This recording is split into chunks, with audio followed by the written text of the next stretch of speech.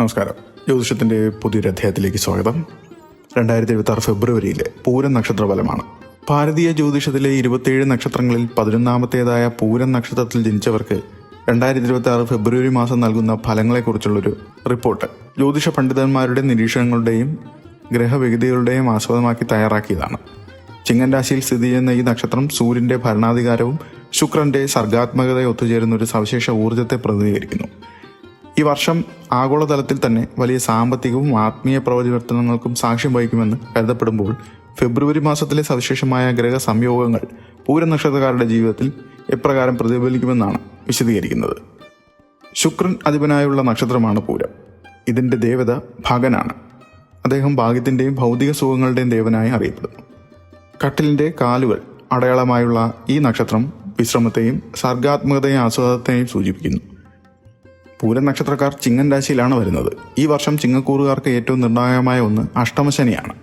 ശനി ഭഗവാൻ മീനൻ രാശിയിൽ, അതായത് രാശിയുടെ 8ാം ഭാവത്തിൽ സഞ്ചരിക്കുന്ന കാലമാണ്.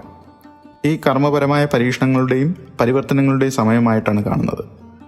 എന്നാൽ വ്യാഴം 11ാം ഭാവത്തിൽ മിഥുനൻ രാശിയിൽ നിൽക്കുന്നത് വലിയൊരു അനുഗ്രഹവുമായി കാണുന്നു. സാമ്പത്തിക ലാഭത്തിനും ആഗ്രഹ സാഫല്യത്തിനും ഇത് വഴിയൊരുക്കുന്നു. തൊഴിൽപരമായ കാര്യങ്ങളിൽ പൂരം നക്ഷത്രക്കാർക്ക് ഈ വർഷം ഫെബ്രുവരി ഒരു സമ്മിശ്ര ഫലമാണ്. ഒരു വശത്ത് 8ാം ഭാവത്തിലെ ശനി ജോലിയിൽ അമിതമായ സമ്മർദ്ദവും തടസ്സങ്ങളും ഉണ്ടാക്കുമ്പോൾ ഒരു ചെറിയ കാര്യം പൂർത്തിയാക്കാൻ പോലും സാധാരണയേക്കാൾ കൂടുതൽ പരിശ്രമം വേണ്ടിവരും. മേലുദ്യോഗസ്ഥമായ അഭിപ്രായ വ്യത്യാസങ്ങൾ ഉണ്ടാകാതിരിക്കാൻ പ്രത്യേകം ശ്രദ്ധിക്കുക.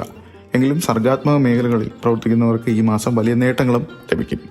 ശുക്രന്റെ അനുഗ്രഹം ഉള്ളതിനാൽ കല, സംഗീതം, ഫാഷൻ, എഴുത്ത് എന്നീ മേഖലകളിലുള്ളവർക്ക് ജനുവരി മുതൽ മാർച്ച് വരെയുള്ള നല്ല സമയമാണ്. 7ാം ഭാവത്തിൽ സംഭവിക്കുന്ന പഞ്ചഗ്രഹ സംയോഗം പുതിയ ബിസിനസ് ആശയങ്ങൾക്കും അധികാര സ്ഥാനങ്ങളിലേക്കുള്ള ഉയർച്ചയ്ക്കും വഴിയൊരുക്കും. പക്ഷേ അഷ്ടമശനിയുടെ സ്വാധീനമുള്ളതിനാൽ ജോലി രാജിവെക്കുന്നതിനോ പെട്ടെന്നുള്ള മാറ്റങ്ങൾക്കോ മുതിരരുത്. ബിസിനസ് ചെയ്യുന്നവർക്ക് ഈ മാസം ജാഗ്രതയും ബുദ്ധിശക്തിയും ആവശ്യമാണ്. 7ാം ഭാവത്തിലെ രാഹുവും ചൊവ്വയും പങ്കാളികളുമായി തർക്കങ്ങൾ ഉണ്ടാക്കാൻ സാധ്യതയുണ്ട്. എന്നാൽ വിദേശ വിപണിയുമായി ബന്ധപ്പെട്ട് പ്രവർത്തിക്കുന്നവർക്ക് അപ്രതീക്ഷിത ലാഭവും ഉണ്ടാകും. സാമ്പത്തികമായി പൂരം നക്ഷത്രക്കാർക്കിത് ശുഭകരമായ ഒരു മാസമാണ്.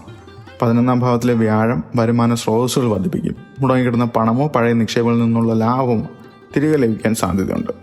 അതേസമയം അഷ്ടമശനി അപ്രതീക്ഷിത ചെലവുകൾ കൊണ്ടുവരും. കുടുംബത്തിലെ മുതിർന്നവരുടെ ആരോഗ്യത്തിലോ അല്ലെങ്കിൽ പഴയ കടങ്ങൾ നീർക്കുന്നതിലോ വലിയ തുക ചിലവാക്കേണ്ടി വരാം. ഓഹരി വിപണിയിൽ ദിവസേനയുള്ള ഇടപാടുകൾ ഒഴിവാക്കുന്നത് നല്ലതാണ്. കാരണം പെട്ടെന്നുള്ള നഷ്ടത്തിനും സാധ്യതയുണ്ട്. ദീർഘകാല നിക്ഷേപങ്ങൾ ഗുണകരമാകും. ഫെബ്രുവരി മാസം പ്രണയത്തിൻ്റെയും ദാമ്പത്യത്തിൻ്റെയും കാര്യത്തിൽ വളരെ സജീവമാണ്. ശുക്രൻ 7ാം ഭാവത്തിൽ നിൽക്കുന്നത് പ്രണയിതാക്കൾക്ക് അനുകൂലമാണ്. വിവാഹാലോചനകൾ നടത്തുന്നവർക്ക് ഈ മാസം ഗുണകരമായ തീരുമാനങ്ങളിൽ എത്താൻ കഴിയും. എങ്കിലും ജന്മരാശിയിലെ കേതുവും 7ാം ഭാവത്തിലെ രാഹുവും ബന്ധങ്ങളിൽ ചില ആശയക്കുഴപ്പങ്ങളും ഉണ്ടാകാം. അനാവശ്യമായ ഈഗോ ഒഴിവാക്കി പങ്കാളിയുടെ വികാരങ്ങളെ മനസ്സിലാക്കാൻ പൂരം നക്ഷത്രക്കാർ തയ്യാറാകുക. അഷ്ടമശനി കാരണം ബന്ധുക്കളുമായി ചില തർക്കങ്ങൾ ഉണ്ടാകാൻ ഇടയുണ്ടാവും. പരസ്പര വിശ്വാസത്തിലൂടെയും തുറന്ന സംസാരത്തിലൂടെയും മാത്രമേ സമാധാനം നിലനിർത്താൻ കഴിയൂ. ആരോഗ്യം ഈ മാസം ഏറ്റവും പ്രധാനപ്പെട്ട ഒരു വിഷയമാണ്. അഷ്ടമശനി ദഹന സംബന്ധമായ പ്രശ്നങ്ങൾക്കും കാലുകൾക്കും ഞരമ്പുകൾക്കും വേദനയും നൽകാം. പൂരം നക്ഷത്രക്കാർ പ്രമേഹം, ഉദരരോഗങ്ങൾ എന്നിവ വരാൻ സാധ്യതയുള്ളതിനാൽ ഭക്ഷണക്രമത്തിൽ നിയന്ത്രണം വേണം.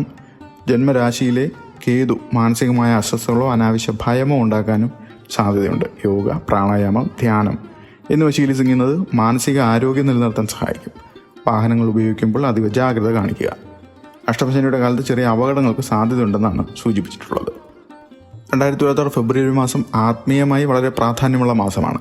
പൂരം നക്ഷത്രക്കാർക്ക് ഈ ദിവസങ്ങളിൽ വ്രതാനുഷ്ഠാനങ്ങൾ ഗുണകരമാകും. ഫെബ്രുവരി 1 തൈപ്പൂയം, സുബ്രഹ്മണ്യ പ്രീതിക്ക് ഉത്തമം. പൂരം നക്ഷത്രക്കാർക്ക് തൈപ്പൂയ വ്രതം എടുക്കുന്നത് ശത്രുദോഷം മാറാൻ സഹായിക്കും. ഫെബ്രുവരി 13 വിജയ ഏകാദശി.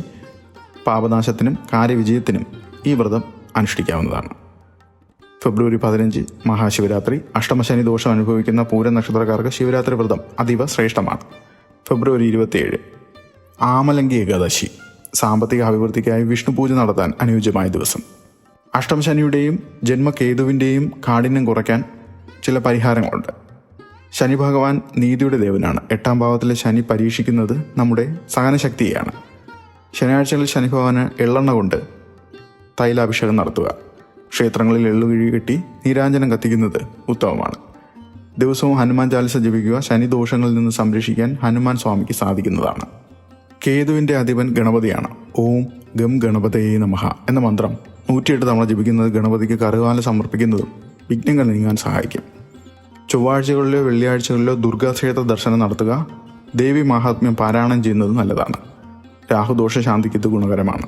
തിങ്കളാഴ്ച ശിവലിംഗത്തിൽ ജലാഭിഷേകം നടത്തുന്നത് രാഹുവിൻ്റെ തീവ്രത കുറയ്ക്കും.